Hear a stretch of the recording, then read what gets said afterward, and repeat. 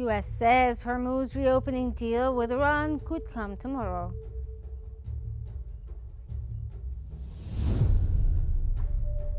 Lebanon and Israel begin 7th round of Rome negotiations.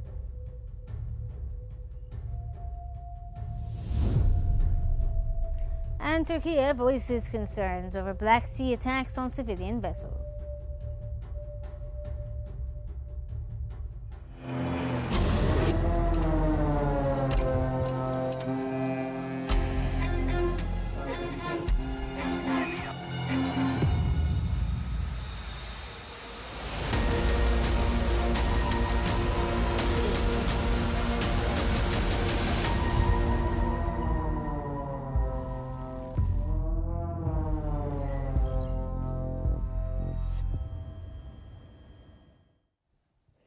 Good evening and welcome to the first live transmission of the day with the news bulletin. And we start with the U.S. Treasury Secretary, Scott Bessent, saying Washington could reach an agreement with Iran as early as tomorrow to reopen the Strait of Hormuz. Bessent further said negotiations were moving forward and expressed optimism about a possible breakthrough on restoring navigation through the strategic waterway. He also noted that a significant number of commercial vessels continue to leave the Strait of Hormuz despite the ongoing tensions. His remarks came as the United States and Iran continue diplomatic efforts aimed at easing the maritime crisis and reducing regional tension. So they should be very clear that the state-owned Iranian airlines, a couple of things on the airlines. Iranian sources outlined a temporary proposal under discussion with Oman for managing shipping through the Strait of Hormuz. Under the reported plan, Tehran would retain full control over vessels entering the strategic waterway. Outbound traffic would use a maritime corridor running between Iran and Oman, while Iranian authorities would continue monitoring departing ships and intervene when deemed necessary. The sources said Tehran was unlikely to accept any alternative arrangement as a condition for reopening the strait.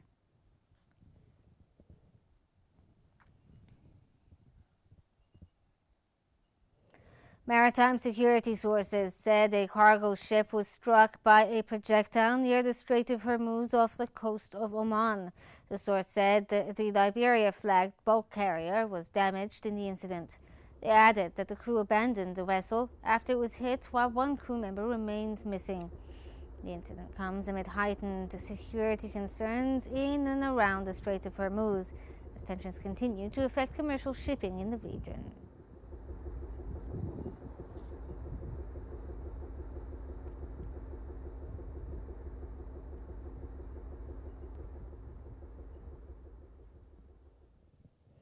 Reuters, citing a U.S. source, reported that Washington has used most of its long-range missile stockpile during the war with Iran.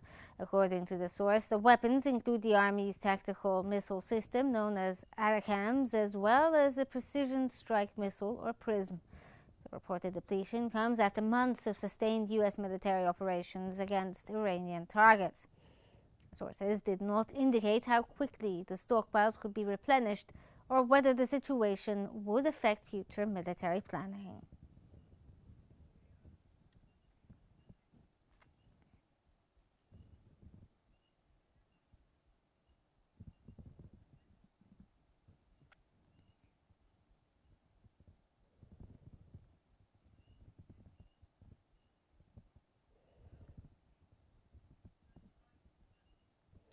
Qatar said it is continuing efforts with the United States and Iran to help bridge differences between the two sides. A spokesperson for Qatar's foreign ministry said contacts with Washington and Tehran remain ongoing as parts of mediation efforts. The spokesperson stressed the immediate priority is bringing both sides back to the negotiating table. Doha also reaffirmed that a diplomatic solution remains the best path to reducing tensions and resolving the crisis. All the parties to see this effort, so I can confirm that the efforts are ongoing as we speak.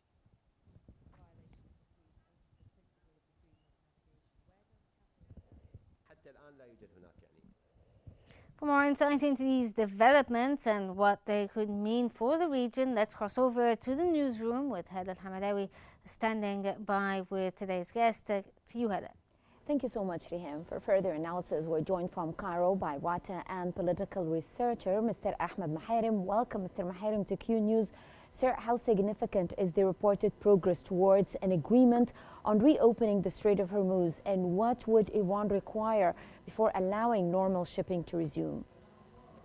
I think it's a good step towards the conflict almost more than 5 months now. Iranians, they have tried their best to show how they are able to find a conclusion to show how seriously they would like to open the gate. I think from the American side, the opposite was almost happened. There is so many sanctions against Iran and the difficulties towards the distribution. I think within the next few days, seems like America has taken a very serious and important kind of decision that they have to give Iranians a performance to show that the Hormuz Strait can be opened soon in order to facilitate the problem of closing this gate for a long time. The economy around the world is facing a lot of troubles. I think good step, and we hope that it will carry on with a positive impact. Mm-hmm. And what do the proposed arrangements with Oman suggest about Tehran's efforts to retain control over inbound and outbound maritime traffic? I think the arrangement, it needs a lot of details, a lot of technical details. Both sides, American and Iranian, I think they are willing to do a very concentrated effort in order those kind of efforts can show exactly that the Hormuz Strait can be opened immediately with no kind of delay. And the arrangement has to be discussed seriously between the technical staff, not the political staff, can do certain effort to achieve that kind of hope. Mm-hmm. And could the latest attack on a commercial vessel near Oman derail the negotiations, even if neither side claimed responsibility? Well, I think Sultanate of Oman is very close relation with the Iranian, and I think there's so many kind of obstacles of conflict happened for the last couple of months. At the end of the story, Sultanate Oman is sharing Iranian on the other side of Hormuz Strait, and by all means, usually historically, they both have good kind of facilitating so many thousands of ships and the trade economy are passing through this kind of watergate with no problem. So I think still the negotiation with the efforts of good people in both sides, Iranian and Sultanate of Oman, will reach a good conclusion to facilitate the matter. Mm-hmm. Mr. Mahirim, Reuters reported that the United States has used most of its long-range missile stockpile during the war. How could this affect Washington's military options and deterrence strategy? Well, I think at the short term, it may be effective for a certain period, but I think with the long term, America is keen interested to avoid any kind of exaggerating the matter, so we can be more optimistic to expect that the coming few weeks, coming few days, I think will carry on a better kind of arrangement to put an end to that conflict, mm-hmm. which it took more than one time. Mm-hmm. Qatar said that it is working to bring Washington and Tehran back to negotiations. So how much influence can Doha and other regional mediators, of course, realistically exert at this stage? Well, by all means, Doha, Qatar is a very essential part of the negotiation, has good relation with the United States of America and Iran as well. And we cannot forget that Qatar have played a very good role as a mediator between both sides. Mm-hmm. I think both sides, the Iranian and American, are trusting the Qatari people. Also, Qatari people, they have faced a lot of problem with that kind of conflict. Mm-hmm. So the Qatari people can be a very good element to facilitate the matter. Mm-hmm. Looking ahead, are we moving towards a limited maritime understanding focused on Hormuz mainly, or could this create momentum for a wider political and security agreement between the United States and Iran? I think both sides now, after a long time of facing this conflict, both sides Iran and Americans are keen interest to find a political good solution, and both they decided, understood that the military conflict, the exaggerating of the military troops in the region is not necessarily positive. Future solution to that. So I think both sides are very interesting to deal with conclusion to close this kind of problem. From Cairo, that was Mr. Ahmed Mahairim, writer and political researcher. Thank you so much, sir, for joining us here on Qnews. Now we go back again to Riham Morsi to continue today's bulletin. To you, Riham. Thank you so much, Hala, for that. And as diplomatic efforts continue to address the Iran crisis, attention is also turning to neighboring Lebanon, where security, sovereignty, and the implementation of ceasefire arrangements remain under close scrutiny.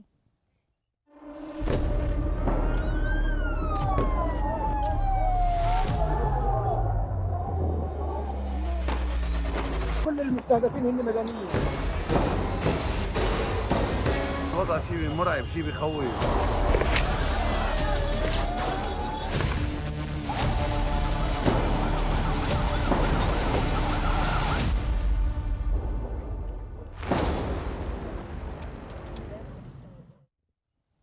Lebanon and Israel have begun a three-day seventh round of direct negotiations in the Italian capital, Rome, according to our correspondent. Sources told our correspondent that the Lebanese delegation will call for Israel to halt demolitions and explosive operations in areas where Israeli forces remain deployed in southern Lebanon. Lebanon is also expected to seek an expansion of the pilot zones to include the border cities of Bint Jbeil and Khiam. The delegation will also present documents it says confirm the full deployment of the Lebanese army in Zawtar al-Gharbiyah as Beirut pushes for further Israeli withdrawals from the existing framework.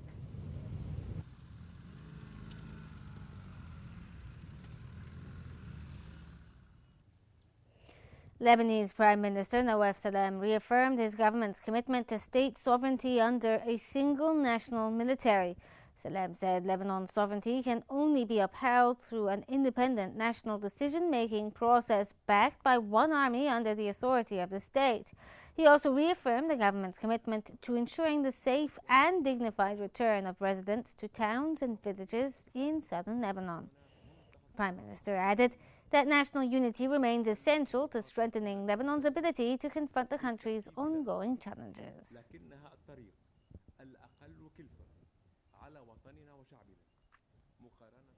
Egypt's foreign minister reaffirmed Cairo's full support for Lebanon during a phone call with the Prime Minister Nawaf Salam. Foreign Minister Badr Abdulati expressed Egypt's solidarity with Lebanon as it faces what he described as a sensitive and challenging circumstance. He reiterated Egypt's call for a full Israeli withdrawal from all Lebanese territories, saying any violation of Lebanon's sovereignty and territorial integrity constitutes a clear breach of national and international law. Abdulati also stressed the importance of supporting Lebanon's state institutions and armed forces as key pillars of the country's stability.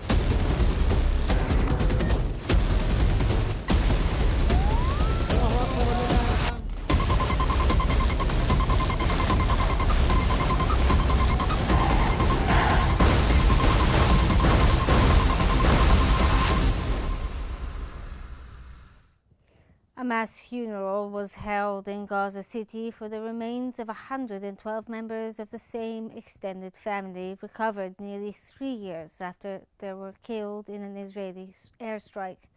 Mourners gathered in Gaza City's Sabra neighborhood as the remains of the 112 members of the Abu Shari'a and Al-Husayna families were laid to rest after being recovered from beneath the rubble.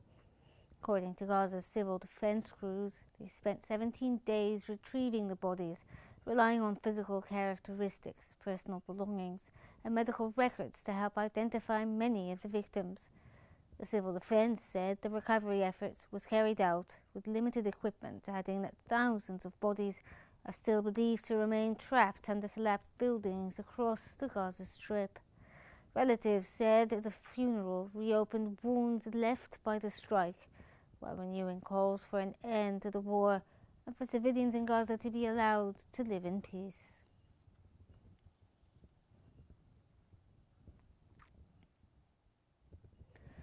The World Health Organization said around 1,000 attacks on healthcare facilities have been recorded in Gaza since October 2023. The WHO Director General Tedros Adhanom Ghebreyesus said insecurity persists across Gaza despite the ceasefire. He warned that large numbers of residents continue to face displacement, poor access to clean water and sanitation, malnutrition, disease outbreaks, and severe shortages in healthcare services. Tedros said the humanitarian situation remains critical as health needs continue to outpace available medical resources. Has been leading the response on the ground in the most affected areas. The entire Ministry of Health has relocated to the affected. Palestine's Social Development Minister warned that more than 1.4 million Palestinians are facing food insecurity. The minister said more than 212,000 people are experiencing emergency levels of food insecurity, while around 74,000 children require treatment for malnutrition. She warned that declining humanitarian assistance could further deepen the crisis. The minister called on the international community to maintain support to help address worsening humanitarian needs.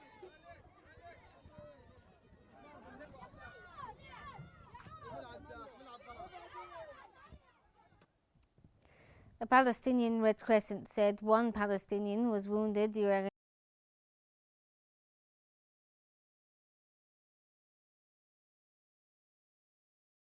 shot during the operation by Israeli forces. Israeli troops also continued raids across several towns and cities in the north and west bank, including Nablus, Tubas, and Jenin. The operations involved military vehicles entering residential areas along with house raids and detentions, according to Palestinian sources.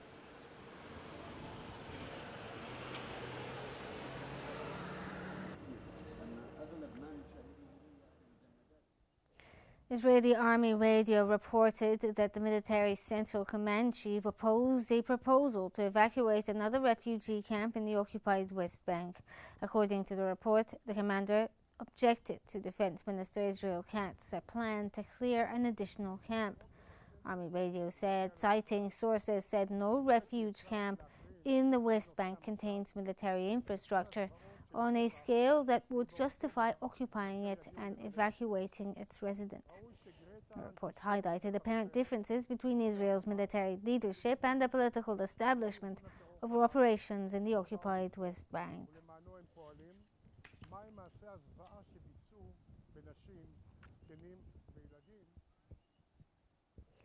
The Egyptian Committee in Gaza, working with the UN Office for the Coordination of Humanitarian Affairs, has restored electricity to a displacement camp in central Gaza. The Egyptian Committee and OCHA completed the power connection to the Netzarim 18 camp in the central Gaza Strip. The project is expected to ease living conditions for displaced Palestinians by improving access to electricity and supporting water pumping operations. The electricity supply will also help residents begin cultivating small crops, contributing to daily living conditions inside the camp.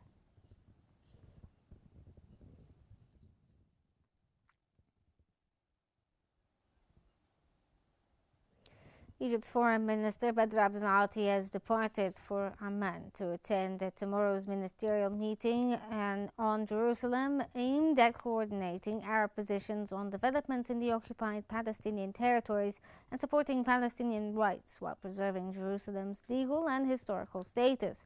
On the sidelines, Abdel-Ati will hold bilateral meetings with counterparts to advance cooperation, exchange views on key regional and international issues, and intensify Arab coordination to address current challenges and bolster regional security and stability.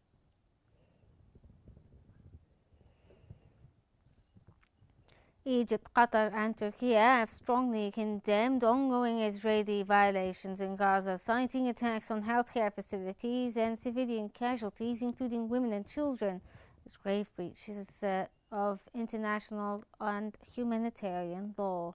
In a joint statement, the mediators urged Israel to uphold ceasefire commitments, warning violations risk derailing Phase 2 despite Hamas accepting the roadmap. They called for full civilian and medical protection and unhindered aid delivery.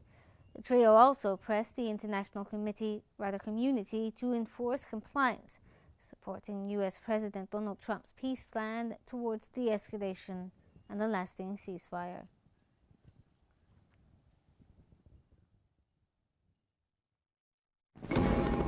I, Donald John Trump, do solemnly swear. If you look at that,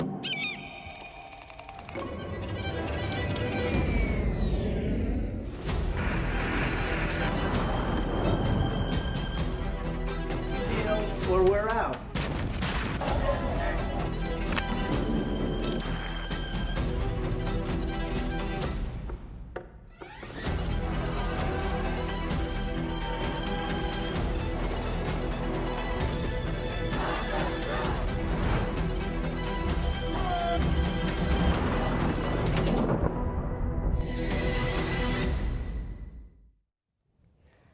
Turkey has expressed deep concern over attacks on civilian vessels in the Black Sea, calling for a greater protection of maritime navigation.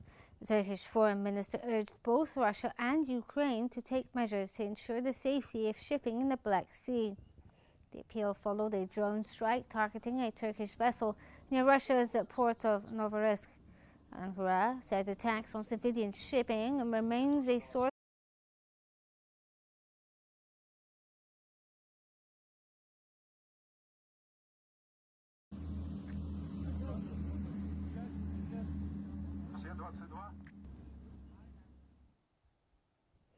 The European Union has offered Spain financial and operational support following last week's mass migrant crossings into Ceuta.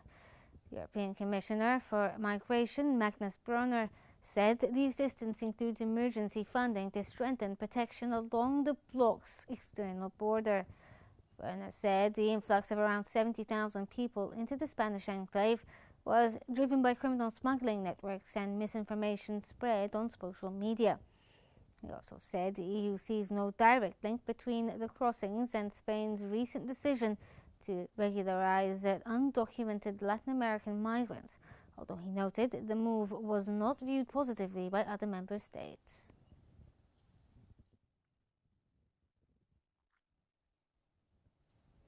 A family of stray cats adopted by an airport in northwest China has become an unlikely tourist attraction after receiving an official home inside the terminal. Lanzhou Zhuochang International Airport has created a glass shelter known as a mouse catching office near one of its departure gates. The facility houses 3 tabby cats, a mother, father, and kitten, and includes cat beds, a climbing tree, and an air purifier. The cats first gained popularity online earlier this year before being officially adopted by the airport, which jokingly appointed them as the office's director and deputy director. The airport now regularly shares updates about the feline family on its social media platforms.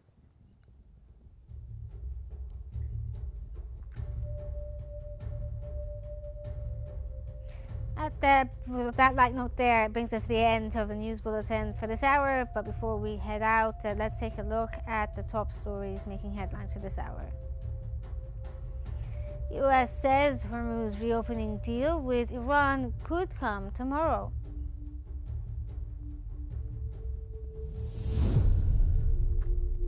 Lebanon and Israel begin 7th round of Rome negotiations.